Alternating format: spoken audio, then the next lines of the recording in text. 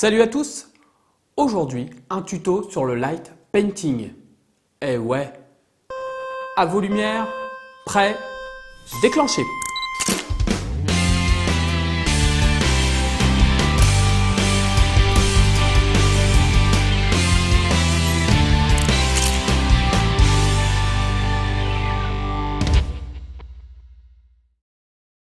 Hey, bienvenue sur la chaîne Soyons Objectifs.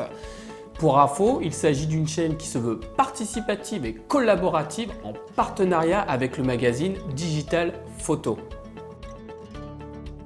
Quoi? Ça y est? Un tuto? Ouais.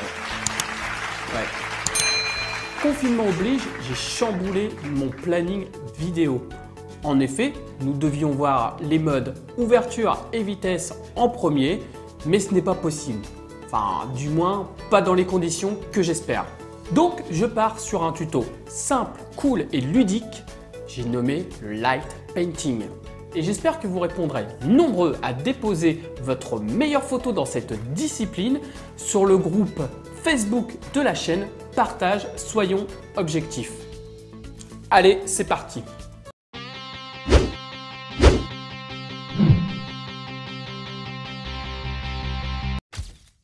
Petit retour rapide, nous avons déjà vu comment sortir du mode auto, l'exposition d'une photo, l'autofocus et les ISO. Mais nous n'avons pas encore abordé le thème du mode manuel. Et je vois déjà les garçons avec les yeux qui brillent, mais il s'agira ici de photo. Je pense que certains d'entre vous connaissent déjà cette technique, mais il faut bien débuter par quelque chose. Et en plus, si cela peut vous donner des idées pendant ce confinement, on ne va pas se gêner. Qu'est-ce que le light painting? Eh bien, c'est tout simple. Si on le traduit de l'anglais, ça veut dire peindre avec de la lumière. Et pour cela, nous utiliserons la notion de pose longue. C'est une notion qui d'ailleurs nous sera très utile dans beaucoup d'autres situations photographiques. Deux notions pour le prix d'une, bande de petits vénards. Alors, il faut imaginer sa photo comme une toile de peinture vierge ou comme un mur qu'on va graffer, mais à l'aide de sources de lumière. En effet, tous les mouvements de lumière que nous ferons s'imprimeront sur cette photo finale.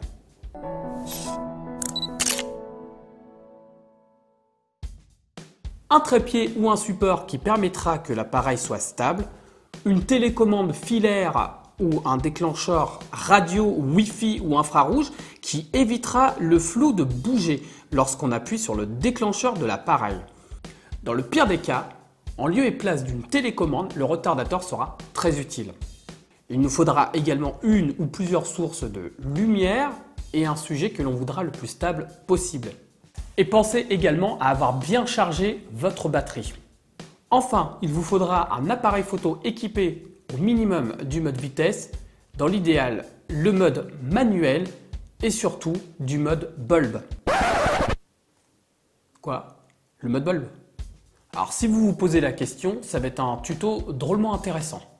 Le mode bulb, ou appelé également pause B, est un mode agissant sur le temps de pause. Et je vous entends d'ici. Ouais, mais tu nous as dit que le mode c'était le mode vitesse. Oui, c'est vrai, mais il a ses limites. Et je ne vais pas m'étendre aujourd'hui dessus, on verra ça plus tard.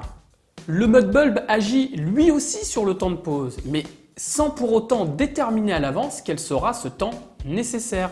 Ce mode est particulièrement efficace pour le genre de photo que nous voulons réaliser aujourd'hui. Alors, comment accéder au mode bulb puisqu'il n'apparaît pas sur votre appareil photo? Eh bien non, il est caché comme les autres packs.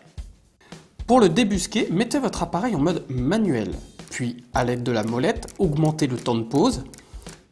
Une fois que vous dépasserez les 30 secondes, le mode bulb apparaîtra. Notez que vous pouvez tout aussi bien utiliser les valeurs de temps de pause indiquées avant le mode bulb. Néanmoins, vous serez obligé de respecter ce temps de pause et si vous dépassez ne serait-ce que d'une seconde, il faudra tout recommencer. Dans ce mode, le volet de l'obturateur s'ouvrira et il restera ouvert le temps que l'on maintiendra le doigt sur le déclencheur. Et c'est d'ailleurs pour cela que je préconise une télécommande.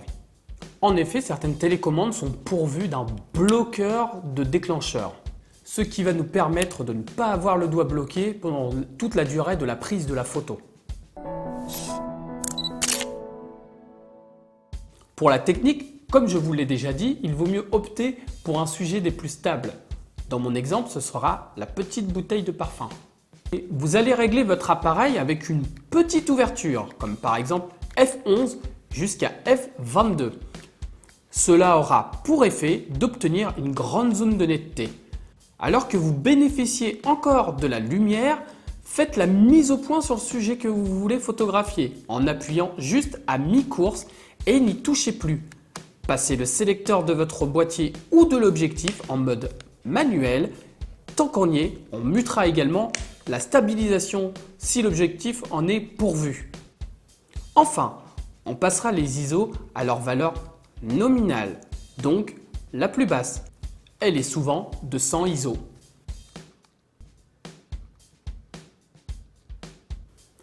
Et c'est là, aujourd'hui, que vous dites finalement, toutes les vidéos de Sébastien avaient un ordre logique et un fil conducteur qui me permet aujourd'hui de comprendre tout ce qu'il me raconte. Eh bah ouais. Et pour ceux qui n'ont pas suivi toutes les vidéos, vous pouvez les voir ou les revoir très vite et en un clin d'œil. Comme votre appareil fera une pause longue, vous devrez être constamment en mouvement pour ne pas apparaître sur votre photo, sauf si c'est votre choix. Bref, ça y est, vous êtes devant votre sujet. Votre appareil est en mode bulb, équipé de sa télécommande ou bien du retardateur. Il est placé sur trépied ou quelque chose de stable. Vous avez votre source lumineuse à portée de main. Eh bien, faites ce qu'Excel Bauer vous demande et éteignez la lumière. Appuyez sur le déclencheur de la télécommande ou de votre appareil et dessinez les contours de cet objet en allumant la source de lumière que vous avez choisie. Alors, vous pouvez diriger votre lumière vers l'objectif pour dessiner les contours d'un objet ou bien écrire. Vous pouvez aussi diriger à 45 degrés quelques secondes votre source lumineuse vers l'objet que vous souhaitez photographier. Vous le mettrez ainsi en évidence et pour cet exemple, j'ai utilisé ces deux techniques. Tadam! Ça donne ça.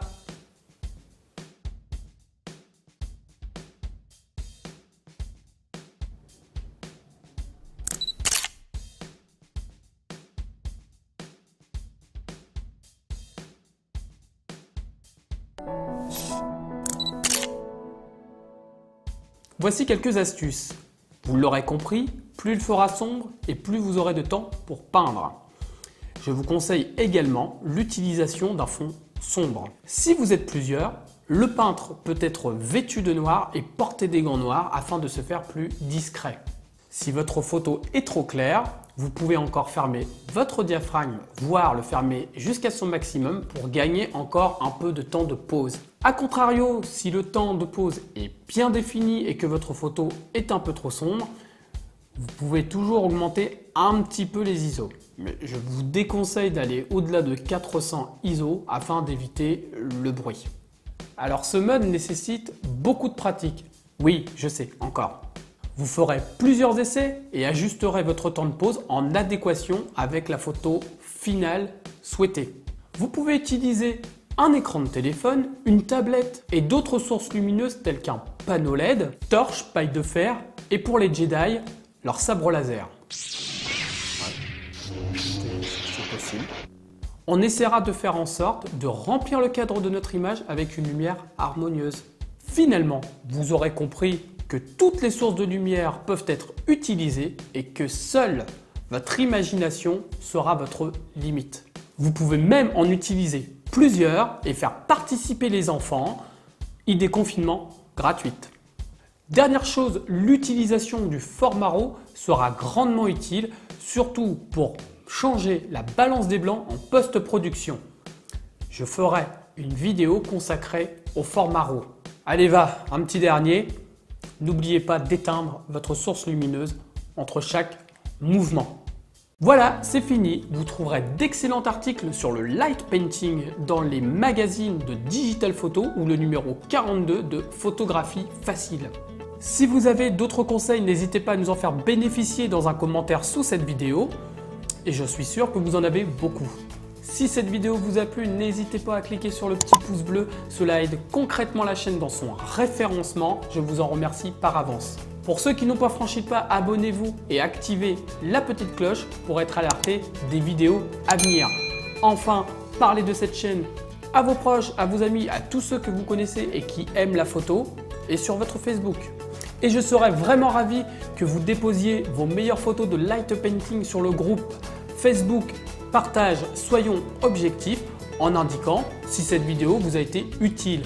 Je vous en remercie par avance. À très bientôt.